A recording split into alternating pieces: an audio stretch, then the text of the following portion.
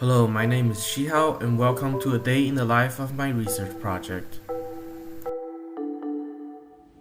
My project focuses on this category of particulate matter called PM2.5. Let's head over to the project overview so I can give you a little bit more information.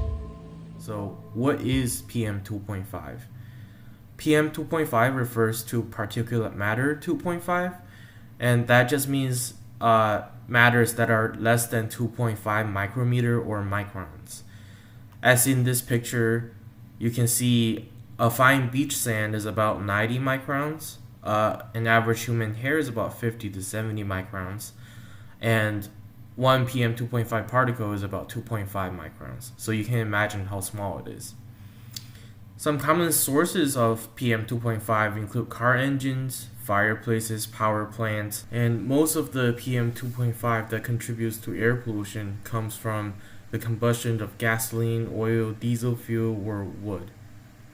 So what is the impact of PM2.5? Why do we care about PM2.5 so much?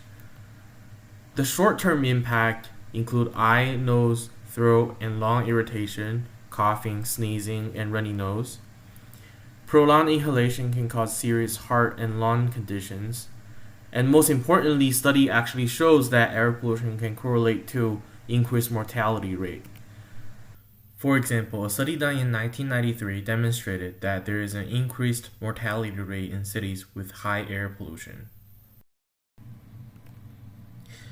The goal of this project is to design a portable PM2.5 monitor. So that means we can carry it on a walk, a bike ride, or a car ride.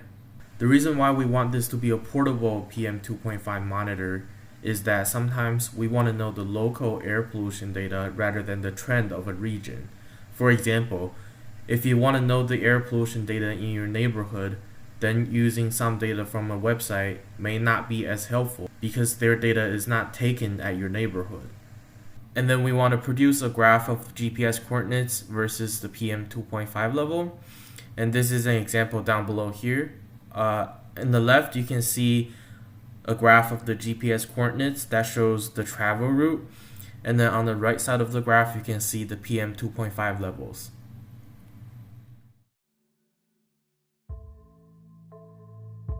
Now that you know what my project is about, here are some steps I follow to collect, process, and analyze my data. Feel free to pause the video as you read through each text box. I will also show each of these steps momentarily.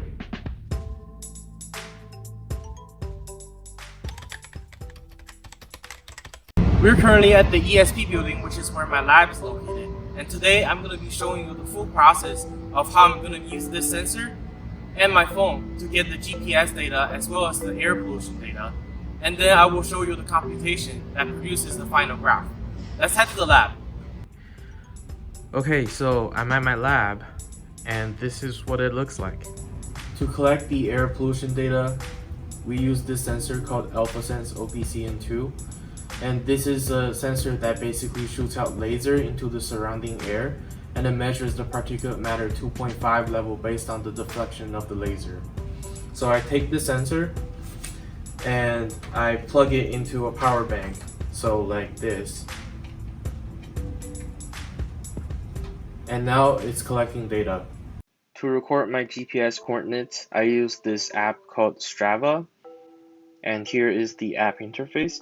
To record, all I have to do is click the record button down there and hit start. Now it's recording GPS data. Since the sensor does not have an internal clock, I will be needing the time from the GPS to pair with the sensor.